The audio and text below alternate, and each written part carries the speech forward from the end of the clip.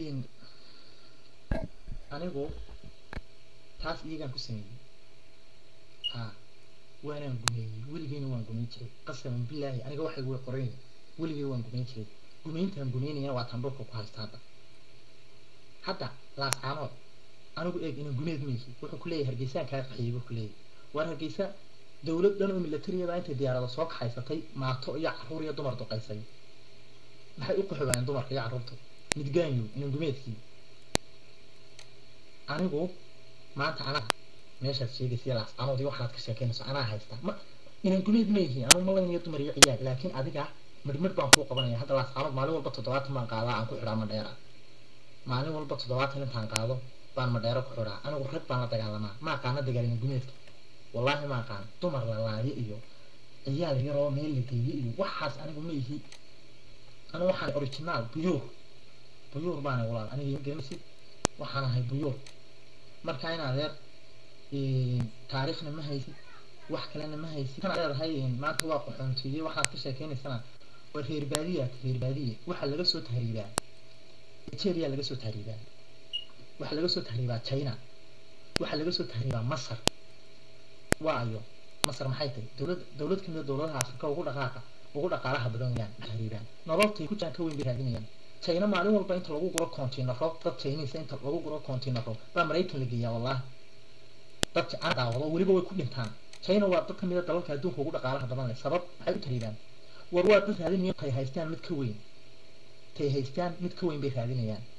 beemash in saati container in san Nigeria lagu guro badda ku dhinta balaha ku dhinta in san Uganda ku dhinta in xasanayaan iyo xasidaan hadlaade aqoon baa loo baahan yahay war knowledge taariikh ma haysid inaad aqoon waxaad ka dhalatay gun alla madaxa mee muxuu ahaay caadi iska dhigmee dad caadi yake caadi iska dhigo dadka lama goos shaafi waxaan ku qoslayay aliga sidoo ku soo qoraya siilka hooyada ay ku leeyay oo waxaas maleeyaan la hadlayo saaniyeena adwa waxaan ka jeclaan lahaa inaad dadkan ila doodsiiso ma jeclaan lahayn dad aqoon la keen dad wax garanaya keen dad taariikhdooda garanaya keen hadii baata all day all night marka waxayaan anigu 20 sano sheegayso hadda anaa ku taliya faaraxo gob baad hoos joogtaa gob inaad geed weyn oo gobobaad harsanaysaa iska harso dumar la leyn maayo ciyaal la leyn maayo waxba la wax suuq maayo waa anigu waxaan ay gob gobtii reer shaqo saxaabana iyo durriyadii inuu gumeed ma yihiin dumarka laaye iyo ciyaalka iyo waxa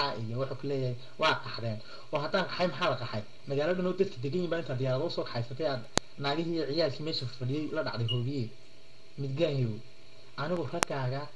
madaxaan ka tooganaya madaxa hal baan aanu qaadanaya hal fartaan ugu yeedha habeen walba 70 hala keeno hala geeyo hadda madheera habeen walba madheeri ku jiraan way xaadaan wallahi waan ka naxay sawirro laga soo duubay iyagu xaadaayo meesha misaal guraariya qolamaad masuul reer hagar baana reer hagar reer hagar kuwa niman dhulbahan toolaan dheer sheegin jiray bariga hore ka huleele hagal aadankii hoobaleyn jiray ayaa hay'ado kuntan heeriyo lagu soo weeyay hagar aadnimo waxay ahaan jireen balaayaa bariga hore oo magaranaysa sheegta marka kana kula adigu mar dambe faarax waxay la hadleen doodan ha ku soo noqonin waayo waa calaacal ma rabo guntaas gunnimadaas ku jiraysaa halkaas ku jiraysaa calaacal daarood baa isu heelinayay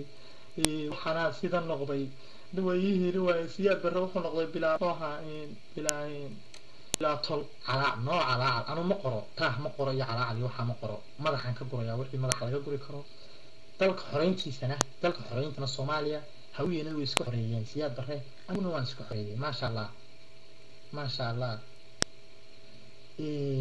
hawiye waa niman gobay hawiye maxaa ka waramaan hawiye iyagoo aan waxba ahayn ma faanaan waa dad dhulkooda degan arladoodu nabad macnaha dhibaatadu way ku dhacdaa mashaakilku dadka way ku dhacaan laakiin dad halkooda jooga weeyaan dad halkooda degan weeyaan laakiin kuwan faan aan waxba hayn ma imanaya meel faan aan waxba hayn anigu ma qoro waxa aniga faaraxo inaad maxaad soo gaar u leedahay hada doonaysaa hadalku ka xidhay soo xoray horta ila hadlina maxaad ugu hadlaysaa xorba ma tiidi bal dadka nin waxa aqli siiyo aqliga go'aasii maxaad ugu hadlaysaa وكل يوم بعد حرية دي سألت ميك صار قاعد ما هالك فردي أنا ما بحكي هكذا هي معناته حر على صور نقطة كلامي معناته على حر صور نقطة أنا جاي كلام hadda maalin walba wasiiradii baa soo dhaweynaysaa wasiirkii arrimaha gudaha Somaliland baa yidhi wasiirkii arrimaha gudaha Somaliland ma hadlaan axlaan inaan maxay kula hadlayaan inaan xor ahayn aniga lama hadli karo la doodi maayo ma imika caadi iska dhigmeen nin aan xor ahayn ilaa ma doodi karaan qof xor ah lagu yeero qof xor ah wasiirkii arrimaha gudaha yidhi maalin oo dhan muscabkaytunaya masuu doonayaan baad toog haddana igala hadlo aniga iska soo qabsada kuwa kale hadalku ku jiro hadda salaadii subaxna way dhaafseen